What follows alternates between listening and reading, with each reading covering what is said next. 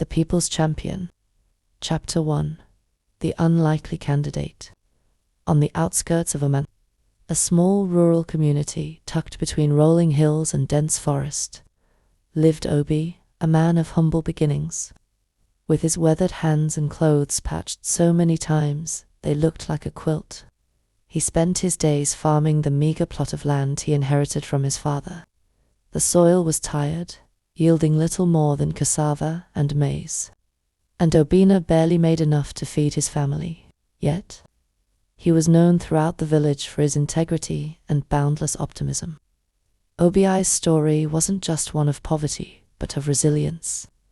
His father, a widowed blacksmith, had died when Obi was only 12, leaving him to care for his 2 younger siblings, while other children played in the fields.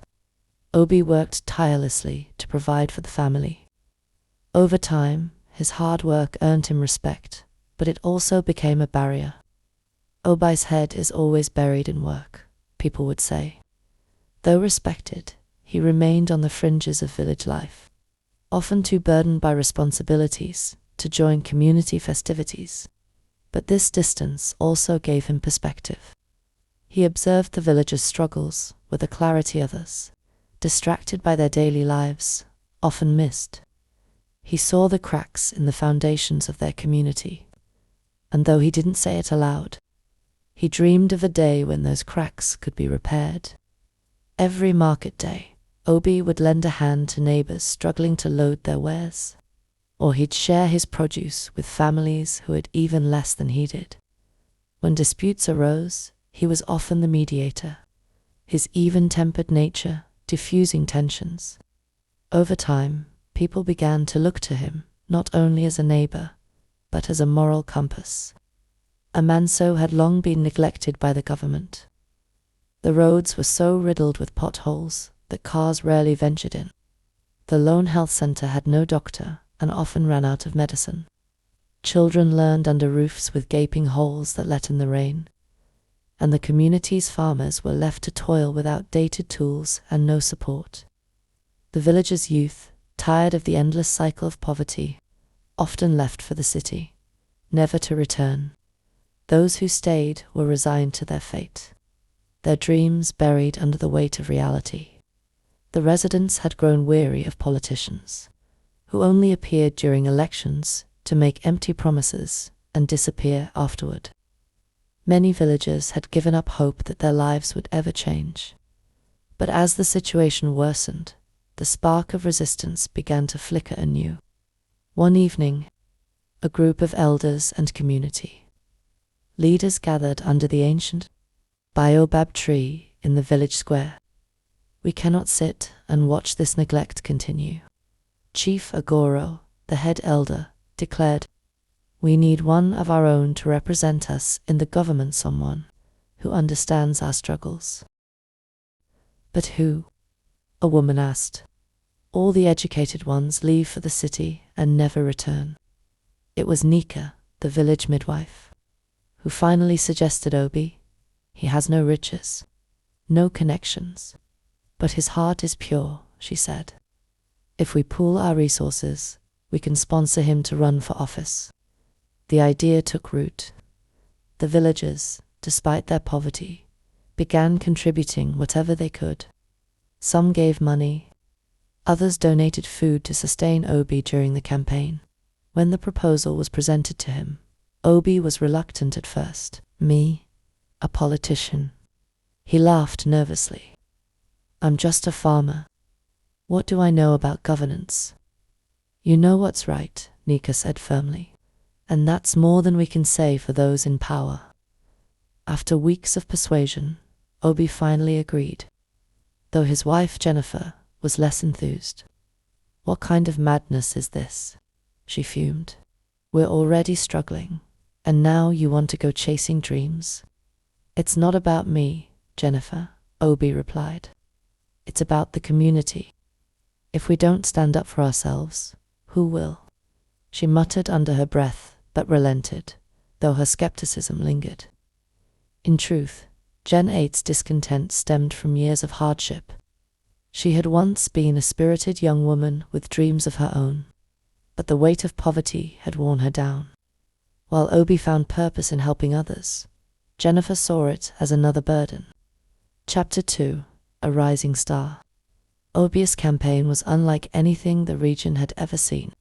While other candidates threw lavish rallies and distributed bribes, Obi walked from village to village, meeting people in their homes and marketplaces. He listened to their concerns, their stories of hardship, and their dreams for a better future. "I have nothing to give you but my word," he told them. "If you trust me, I will fight for you." His sincerity resonated with the people.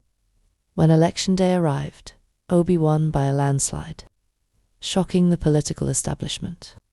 His victory was hailed as a triumph of the common man, but it also earned him powerful enemies.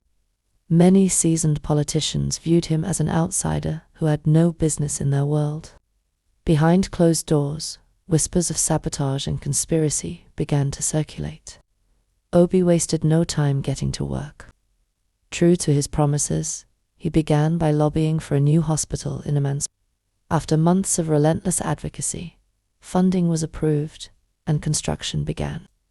Next, he secured grants to renovate the schools and repair the roads. With the help of agricultural experts, he introduced mechanized farming techniques, transforming the community's fortunes. Farmers began to see bountiful harvests, and families that once struggled to eat could now sell surplus produce. As his achievements mounted, Obi's popularity soared. He became a beacon of hope, not just in Amanso, but across the region. Yet, with success came challenges. His fellow politicians, envious of his grassroots support and unwavering principles, began plotting against him. They spread rumors, attempted to sabotage his projects, and even tried to bribe him into abandoning his reformist agenda. But Obi remained steadfast. "I'm not here for wealth or power," he told his detractors. "I'm here for my people." Chapter 3: Humble Beginnings. Before the weight of politics and the gaze of an entire community fell upon him, Obina's life was defined by simpler struggles and enduring love. He met Jennifer on a sunlit morning at the village well, where the young woman stood balancing a clay pot on her hip. She was new to Amanso, having moved there with her widowed mother. The moment he saw her, Obi was struck by her confidence, her easy laughter, and the way she treated even the youngest children with warmth. Obi, shy by nature, spent weeks finding excuses to visit the well at the same time she did. Eventually, his efforts paid off. One morning, as Jennifer struggled to lift her pot, he stepped in to help. "Allow me," he said, his voice trembling slightly. She smiled. "Thank you, kind stranger. What's your name?" From that moment, their bond grew. They talked about everything: her dreams of becoming a seamstress, his dedication to his farm, and their shared hope of building something lasting in Amanso. They were drawn to each other by a shared resilience, both having lost parents young and understanding the fragility of life. They married in a modest ceremony attended by the entire village. Their first years together were difficult, but filled with quiet joys. They worked side by side in the fields, planting maize and cassava. Evenings were spent under the stars, sharing stories and dreams. Despite their poverty, they found contentment in their companionship and in the simple beauty of their surroundings. When Jennifer's first sewing machine arrived, bought with savings, scraped together over 2 years, she wept with joy. "We're building something, Obi," she said. "Slowly, but we're building." In those early years, they were comfortable in their modest life. Obi's work in the fields and Jennifer's sewing brought in just enough to sustain them. They didn't envy those with wealth. They focused instead on what they had: a growing love and a deep connection to their community.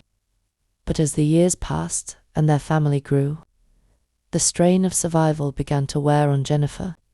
The love that once buoyed her through hardship now felt like a distant memory, overshadowed by the weight of unfulfilled dreams. For Obi, however, those humbling beginnings were a constant reminder of what truly mattered. He never lost sight of the joy they once found in simplicity, even as Jennifer struggled to reconcile their past, contentment with their present challenges. Chapter 4: Trouble at Home. While Obi's public life thrived, his home life was unraveling. Jennifer, who had grudgingly supported his campaign, grew increasingly resentful. She saw other politicians living in mansions, driving luxury cars, and traveling abroad with their families, while she and Obi remained in their modest house. "How long will we live like this?" she demanded one evening, slamming a plate of food on the table. "You're a politician now. We should be enjoying life, not scraping by like peasants." "Ada, you know why I'm doing this," Obi said calmly. "The money meant for mansions and cars is building hospitals and schools. Isn't that worth more?" "Maybe to you," she snapped. "But what about your family? Don't we deserve better?" Her words stung, but Obi held his tongue. He understood her frustration, but he couldn't abandon his principles.